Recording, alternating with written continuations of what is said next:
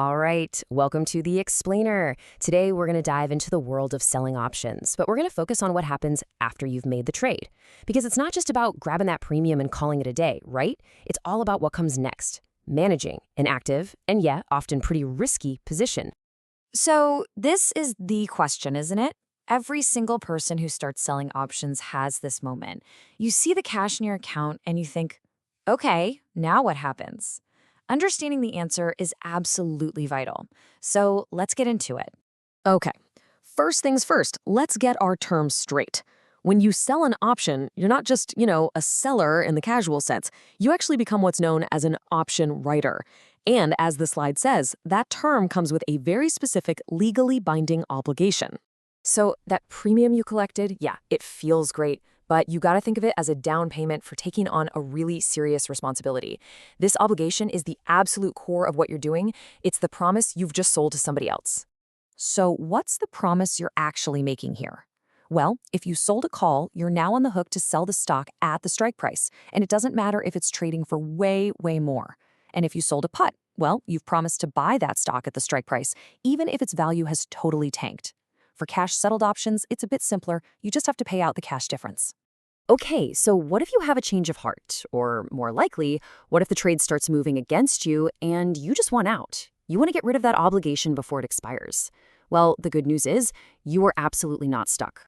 Yeah, the really good news here is you don't have to just sit on your hands and wait until expiration crossing your fingers. You can, and honestly, you really should, be proactive about managing your positions. The way you get out is through something called a closing transaction. Now, it's called an offsetting purchase, which is just a fancy way of saying you are literally buying back the exact same contract you sold in the first place.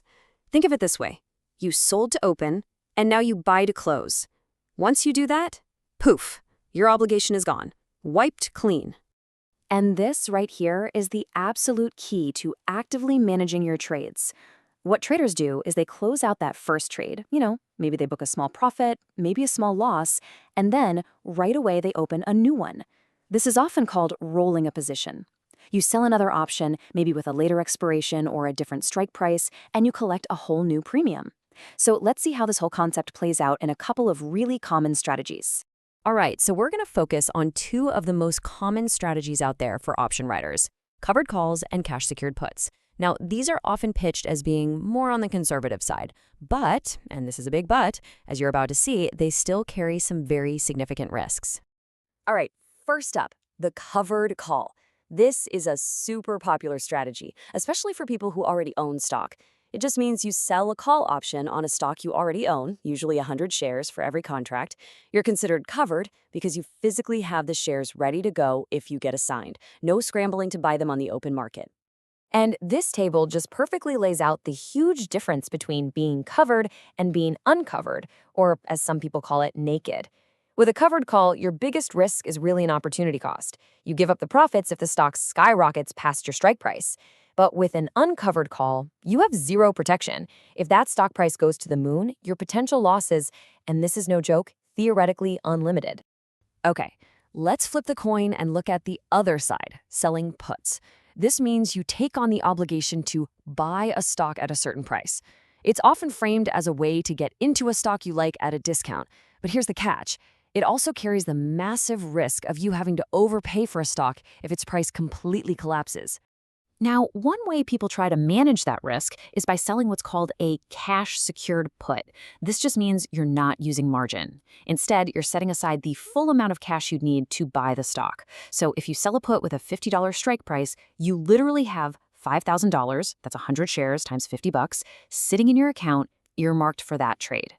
So the big advantage here really is that you're not going to get a margin call. Your broker already has the cash, so they're not worried.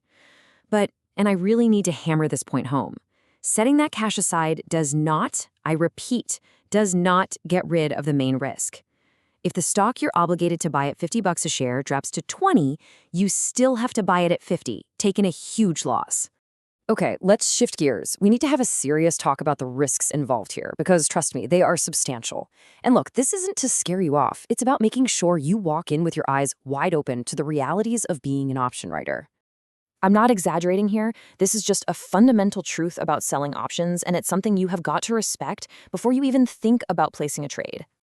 And don't just take my word for it. This quote is a direct warning from the official characteristics and risks of standardized options document, basically the Bible for this market. It's telling you flat out, for uncovered calls, there is no ceiling on your losses. A stock can theoretically go up forever, and the writer is on the hook for that entire ride. You know, selling puts often gets pitched as this safe, reliable income strategy. But don't let that fool you. The potential downside can be every bit as brutal, just coming from the other direction. Just think about it for a second. The absolute lowest a stock can go is 0, right? If you wrote a put with a $50 strike price and the company goes bankrupt, you are still obligated to buy those now worthless shares for $50 each. You're looking at what is essentially a total loss, minus that tiny little premium you were so happy to collect up front. So what's the trigger for all this? It's an event called assignment. And you need to understand this isn't some freak once-in-a-lifetime event. When an option you sold is in the money, especially as you get close to expiration, you should pretty much expect to be assigned. It's the process that makes the whole market work. Assignment can be super unpredictable and, frankly, pretty unforgiving.